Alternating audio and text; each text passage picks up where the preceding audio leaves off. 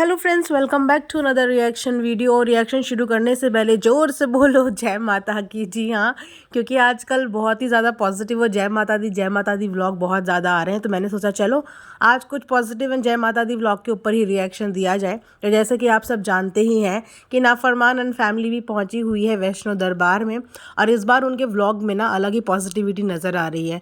और सबसे ज़्यादा अच्छी चीज़ ये है कि इस बार उनके जो व्लॉग्स हैं ना वो बिल्कुल भी ड्रामेटिक नहीं आ रहे हैं, एकदम नेचुरल व्लॉग आ रहे हैं। और वहीं पे घायल ने बहुत बड़ी पोल खोल दी है नाफरमान की, वो मैं आपको आगे चल के ज़रूर बताऊंगी, जिसे सोच के आप लोग भी असमंजस में पड़ जाओगे कि अपने आप को इतने बड़े इन्फ्लुएंसर, बोलने वाले इन्फ्लुएंसर ऐसा भी कर सकते हैं। मैं तो ये स्टेटमेंट सुन के बिल्कुल शॉक में रह गई। तो मैंने सोचा आप लोगों के लिए भी ये जानना बहुत ज़्यादा ज़रूरी है कि ऐसा कौन सा इतना गहरा, इतना पर्सनल राज था जो बातों ही बातों में, गलती से, नादानी में मुँह से निकल गया घायल के। तो चलिए इसी पर आज बात करेंगे, इसलिए पॉडकास्ट को एंड तक ज़रूर सुनना। तो जैसे कि आप सबने देखा कि वैष्णो दरबार से वैसे तो वो लोग होके आ चुके हैं, लेकिन व्लॉग्स हमेशा 1-2 दिन पीछे होते हैं, तो उसी हिसाब से व्लॉग अब आने शुरू हो गए हैं। तो वहाँ पे उन्होंने काफ़ी इन्फॉर्मेशन देने की कोशिश भी करी, जिसमें उन्होंने ऑडियंस को ये भी बताया कि वैष्णो दरबार जाने से पहले अब कोई पासेस लगते हैं। पहले ये सब चीज़ें नहीं होती थी, तो अब कोई पासेस लगते हैं। वेल, ये आने वाले लोगों के लिए एक इन्फॉर्मेशन हो गई, जो अभी तक गए नहीं हैं या जो जाने का प्लान कर रहे हैं, उनके लिए हम एक इन्फॉर्मेटिव वीडियो बोल सकते हैं कि उन्हें अब इस चीज़ का अंदाज़ा हो जाएगा कि जाने से पहले अपना पास ज़रूर ले लें। उसके साथ साथ मुझे एक चीज़ और अच्छी लगी कि जब ये लोग पैकिंग कर रहे थे, तो इस बार इन्होंने बहुत सारी चीज़ों का ख्याल रखा है जो कई बार इन्होंने मिस आउट करी है पूजा वगैरह में। इस बार काफ़ी चीज़ों का ख्याल रखा। घायल और कृतिका ने सोच समझ के अपनी ड्रेसेस पैक करी है, जैसे कि उन्होंने सूट के कलर पे इस बार ध्यान दिया कि सूट का काला या सफ़ेद रंग नहीं पहनना है, कलरफुल कपड़े पहन के जाने हैं दरबार में, और भी काफ़ी चीज़ों का। और इस बार ना टिकिता की व्लॉगिंग तो अनदर लेवल की हो गई। मतलब पहले हमें सिर्फ व्लॉग में घायल ही बोलती हुई नज़र आती थी, बट अब टिकिता इतनी एक्टिव हो चुकी है व्लॉग में कि वो उसका मुंह ही बंद नहीं होता, जिसे देख के मुझे कभी कभी इतनी हंसी भी आ जाती है कि वो अपनी हाइट लंबी होने के साथ साथ ना अब अपनी आवाज़ भी लंबी करने लगी है। और जब देखो कैमरे के आगे पटर पटर पटर पटर बोलती है, जो कि उस पर सूट भी करता है।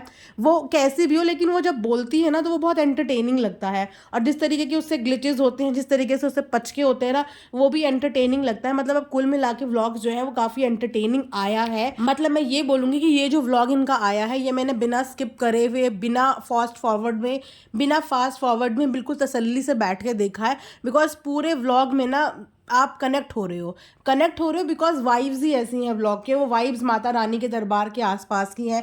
और आप जैसे जब भी किसी धार्मिक स्थल पे जाते हो, जो इतने हमारे सिद्ध पीठ में से एक होते हैं, तो उन स्थल की ना वाइब्स ही कुछ और होती है कि उस समय नेचुरली आपका जो माइंड है ना वो कनेक्ट होने लगता है चीज़ों के साथ साथ। तो उसमें आप ये नहीं बोलोगे कि आप इंसान की पर्सनालिटी से कनेक्ट हो रहे हो। वहाँ का ऑरा ही ऐसे ही होता है, वहाँ की एनर्जीज ऐसी होती हैं कि अगर आप एक बार देखना शुरू करते हो तो आप खुद भी अपना हाथ जो है ना वो फास्ट फॉरवर्ड में या स्किप करके आगे नहीं बढ़ा पाते, आप एकदम उसमें मग्न हो जाते हो कि हाँ। और बहुत अच्छे से जयकारा लग रहा था माता रानी का। हालांकि जैसे कि आप जानते हो कि नाफरमान की आवाज़ निकलती नहीं है। मुझे एक लाइन पे इतनी हंसी आई, उन्होंने बस में बोला जोर से बोलो, और उन्हीं की आवाज़ जोर से नहीं आ रही थी। बाकी तो सबकी आवाज़ जोर से आ रही थी, सिर्फ उन्हीं की आवाज़ जोर से नहीं आ रही थी।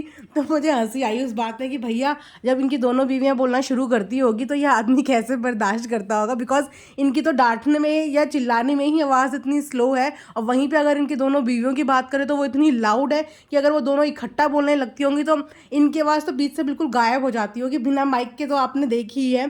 तो ये सब माहौल रहा, और वाकई में इतना मज़ा आता है ना जब आप लोग ग्रुप में जाते हो ना। मुझे अपने पिकनिक के ध्यान याद आ गए। मतलब अभी तक मेरा बुलावा नहीं आया है, और मैं भगवान से यही प्रार्थना करती हूँ, माता रानी से यही प्रार्थना करती हूँ कि जल्दी से जल्दी हमारा भी बुलावा आ जाए। मेरा भी बहुत मन है, लेकिन कहते हैं ना कि आपका मन होता बहुत है, लेकिन जब तक आपको कुदरती बुलावा उस जगह का नहीं आता, आप कितनी भी प्लान्स बना लो, आप कितनी भी कोशिश कर लो, आप वहाँ तक नहीं पहुँच पाते। तो मेरी भी दिल से यही इच्छा है, और ये व्लॉग भी मैंने इसी मोटिव से देखा कि अगर मैं इनके थ्रू दर्शन कर पाई तो मैं माता रानी से यही बोलूँगी कि जैसे आपने इन सबको बुलाया है उसी तरह हमको भी ज़रूर वहाँ पे बुलाओ, हमको भी मौका दो अपने दर्शन करने का। तो देखिए कब हमें मौका मिलता है और कब हम वहाँ तक जा पाते हैं। लेकिन येस, वैष्णो दरबार का मज़ा ही कुछ और होता है जब आप ग्रुप में जाते हो, फ्रेंड्स के साथ जाते हो, एक तो आपको चढ़ाई में थकान नहीं लगती, आप बातें करते करते जाते हो और सफ़र कब निकल जाता है वरना पता ही नहीं लगता। अदरवाइज़ आधे सफ़र में तो आधे लोग वॉमिटिंग ही करते रहते हैं, सिकनेस होती है, मोशन सिकनेस होती है बहुत सारे लोगों को।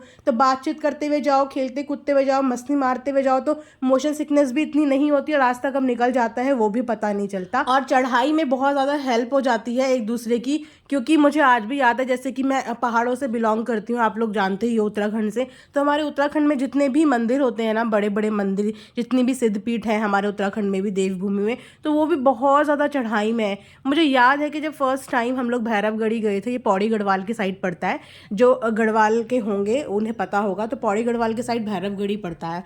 और मतलब मेरी शादी का फर्स्ट टाइम था। हमारे यहाँ जब भी शादी के बाद दुल्हन फर्स्ट टाइम वहाँ पे जाना पड़ता है, तो हम लोग वहाँ पे फर्स्ट टाइम भैरवगढ़ी दर्शन करने के लिए लेके गए थे। तो हम लोग पूरी की पूरी फैमिली गए थे और पूरी फैमिली गए, और जितने हमारी फैमिली में बुज़ुर्ग भी थे वो भी गए, और भले ही हमें देर लगी लेकिन सब वहाँ तक पहुँच गए।